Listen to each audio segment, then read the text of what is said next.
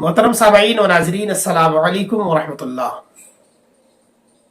Social media के जरिए एक नाम काफी चर्चे में है, कुछ दिन से काफी चर्चे में ये नाम है। शायद कि आपने भी सुना होगा, निमिषा पिरिया नाम की लड़की जो केरल की रहने वाली थी, यमन में बिजनेस के मामले में रहा करती थी। उस पर आरोप ये था कि अपने बिजनेस पार्टनर का उसने कत्ल कर दिया था। उसी कत्ल के मामले में उसको गुज़िश्ता 16 जुलाई 2025 को मौत की सजा सुनाई गई थी, फांसी की सजा सुनाई गई थी। और वो निमिषा पिरिया नाम की जो लड़की है वो केरल की रहने वाली थी।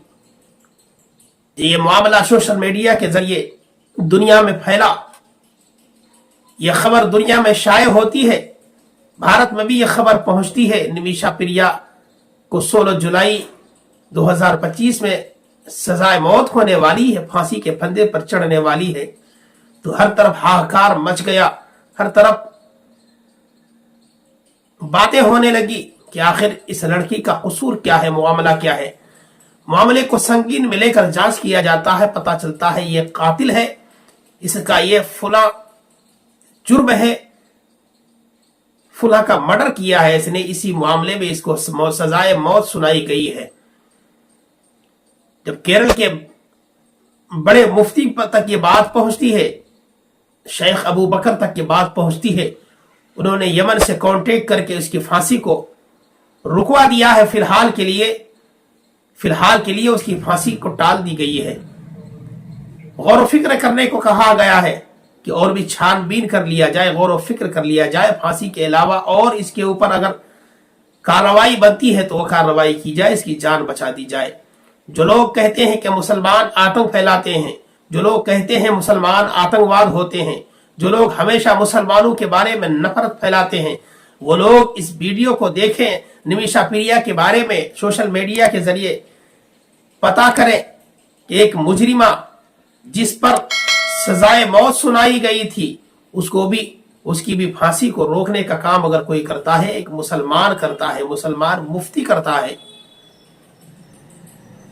इसीलिए किसी भी धर्म के लोग आतंकवाद नहीं होते हैं, बल्कि आतंकवाद मानसिकता के लोग होते हैं, वो किसी भी धर्म में पाए जाते हैं।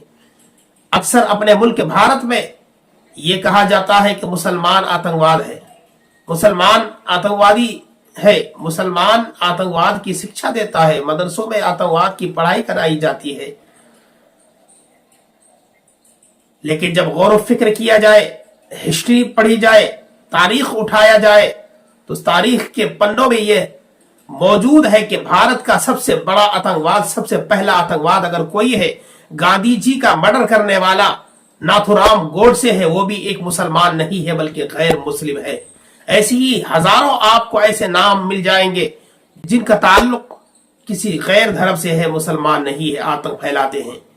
क्या अगर एक नाथुराम गोडसे ने भारत के महात्मा गांधी का कत्ल किया है तो पूरी कम्युनिटी को आतंकवाद का लेबल नहीं लगाया जाएगा, उसके धर्म के तमाम लोगों को आतंकवाद नहीं कहा जाएगा। उसकी गलत मानसिकता, गंदी सोच थी जो गांधी जी का मर्डर किया था, उसकी वजह से सारे धर्म के लोगों को आतंकवाद नहीं कहा जाएगा। ऐसी अगर मुसलमान नाम का कोई व्यक्ति, मुसलमान नाम का कोई शख्स अगर कहीं पर भी गलत काम करता है, गलत कार्य करता है, किसी का मर्डर करता है, किसी का कत्ल करता है, किसी की जान ले लेता है, तो उसकी वजह से पूरी मुस्लिम कौम को बदनाम नहीं किया जा सकता है। जो लोग 24 घंटा शोर मचाते हैं कि मुसलमान आतंकवाद होते हैं, उन लोगों तक ये वीडियो पहुंचा दें कि देखें कि मुसलमान आतंकवाद नहीं होता है, बल्कि मुसलमान मुजरिम को भी मौत से बचा लेता है। जैसे कि निमिषा पिरिया का मामला है, फांसी को मनसूख तो नहीं की गई है, रोक दी गई है। फिलहाल उसकी तारीख पड़ी हुई है, उसके बारे में गौर व फिक्र किया जा रहा है। उसकी अगली जो सुनवाई है, अगली तारीख है वो 14 अगस्त है, 14 अगस्त 2025। उस तारीख में उसकी सुनवाई होगी। उसके बाद क्या मामला होगा, वो मामला कोर्ट का मामला है।